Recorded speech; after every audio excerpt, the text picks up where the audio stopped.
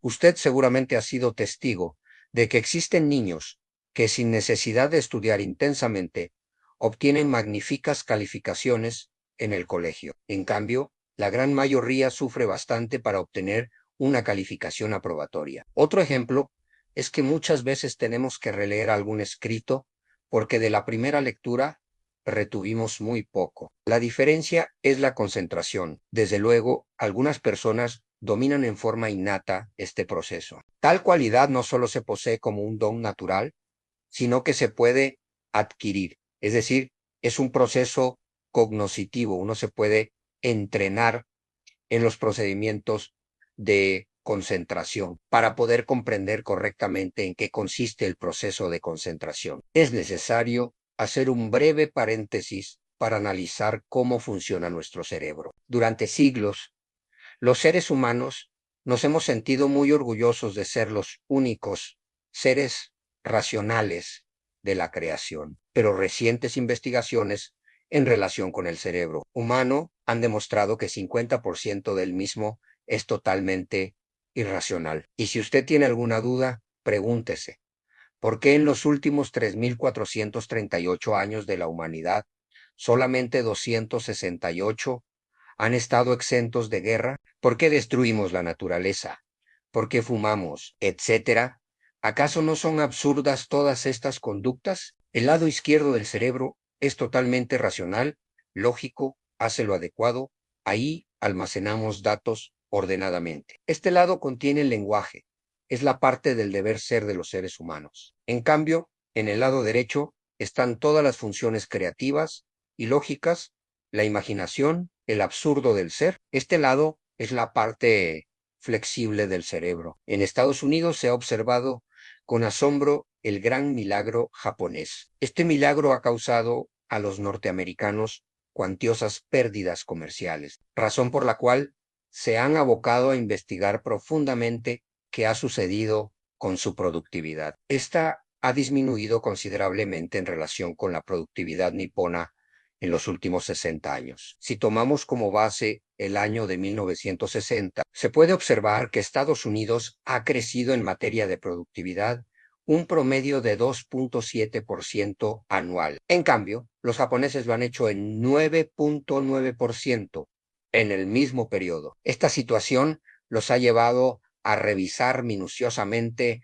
todos los elementos que intervinieron en los procesos productivos. La causa que se identificó como la que más ha influido en esta baja productividad, según los investigadores Robert Waterman y Thomas Peters, autores del libro, En busca de la excelencia, son los modelos educativos de Estados Unidos, en donde la educación se ha circunscrito al entrenamiento del lado izquierdo del cerebro, produciendo seres 98% racionales y muy poco imaginativos y soñadores, lo que se ha reflejado en un decaimiento considerable de su creatividad en lo que a innovaciones tecnológicas y administrativas se refiere. Todas las innovaciones y cambios en la historia de la humanidad son producto de un sueño, de la parte absurda del cerebro, la parte ilógica e imaginativa. ¿Acaso no nos parece una locura que un automóvil hable informando al conductor de las fallas del vehículo, o incluso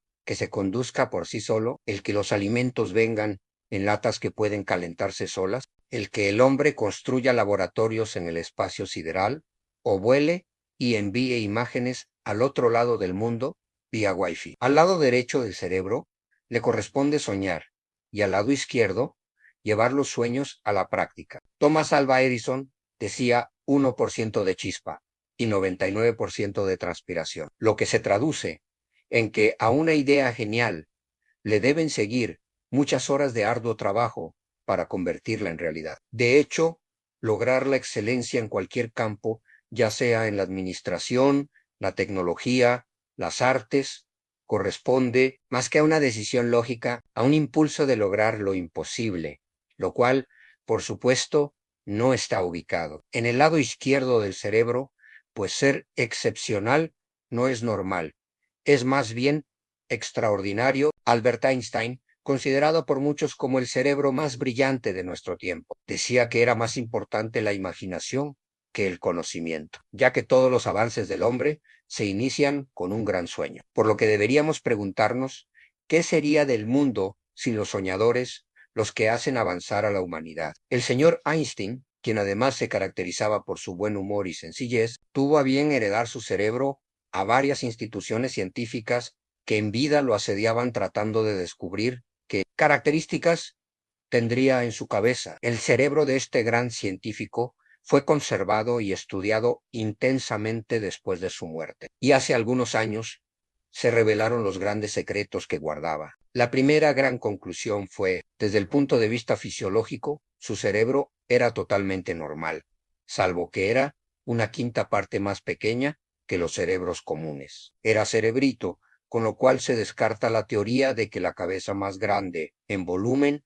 es sinónimo de inteligencia. Por último, se descubrió una característica no menos reveladora que las anteriores. Su cerebro denotaba que había sido intensamente ejercitado, al igual que un campeón olímpico, el cual mostrara un desarrollo muscular y una condición física extraordinarios. Así, el cerebro de este hombre mostraba que había sido sometido a un constante entrenamiento. A Albert Einstein se le dificultaba la utilización del lado izquierdo del cerebro, ya que una de sus grandes limitaciones era la memorización. Así, en su infancia, uno de sus maestros llegó a considerarlo como niño de lento aprendizaje. Ya adulto, como maestro, presentaba a sus alumnos algunas de sus teorías, las cuales no podía demostrar porque no tenía elementos lógicos que comprobaran su validez. Solía dar por concluida su explicación diciendo, no puedo demostrárselos por ahora, pero estoy convencido de que es posible. Afirmación que sus alumnos